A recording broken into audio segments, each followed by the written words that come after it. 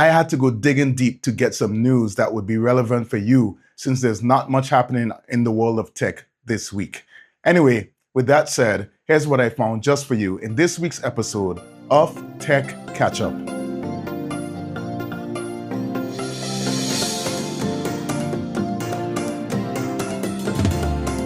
Firstly, allow me to apologize for my voice. I have a sore throat and my voice is altered, so yeah, that's why I sound this way. Anyway, let's get into the news.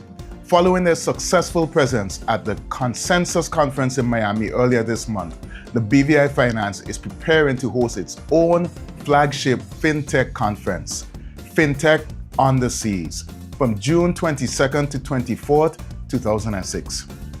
This event will focus on the intersection of digital assets, blockchain, and global regulatory innovation. As I mentioned, FinTech on the Seas is hosted by BVI Finance, the organization responsible for promoting and marketing the British Virgin Islands as a premier international financial services center. FinTech on the Seas is quite an exclusive networking conference taking place on Necker Island, which is owned by Sir Richard Branson.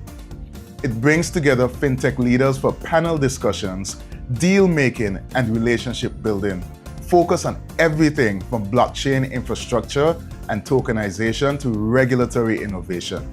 You want to be there. For the business and government folks out there, this one is for you. Following a major deployment announced earlier this month, KPMG is now fully embedding CLAUDE into its digital gateway platform for all of its employees globally, focusing on automating complex workflows in tax, private equity, and advisory services. YouTube is now automatically detecting AI-created content and clearly labeling it for viewers to identify. The label now appears directly below the video player, above the description, and for shorts, the label appears as a permanent overlay directly on the video itself. Creators are required to disclose content that is meaningfully altered or generated in a way that seems realistic. Pay attention to that point. This includes deepfakes, altered footage of real events or people, or generated scenes that didn't actually occur. However, what does not need labeling are things like minor aesthetic edits or content that is clearly unrealistic or animated.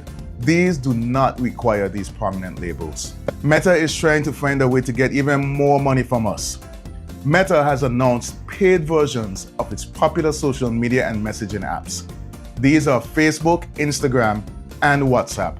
Keep in mind though, before I go on, the free versions are still there with the same features. The prices for these are Facebook Plus is $3.99 a month, Instagram Plus is $3.99 a month, WhatsApp Plus is $2.99 a month. For Facebook and Instagram Plus, you get advanced story insights like seeing who rewatched a story, the ability to extend stories beyond 24 hours, custom app icons and fonts, profile pins, and super heart reactions. I don't know what that is, but let's see. WhatsApp focuses on organization and personalization, including custom themes, new ringtone options, premium stickers, and the ability to pin significantly more chats than the standard limit. These new Plus subscriptions are entirely separate from Meta Verified, which remains the standard for identity and brand protection. Not a very active week, but there's some news for you. Don't forget to like and subscribe and tune in next week for more Tech Catch Up. That's it, and that's all.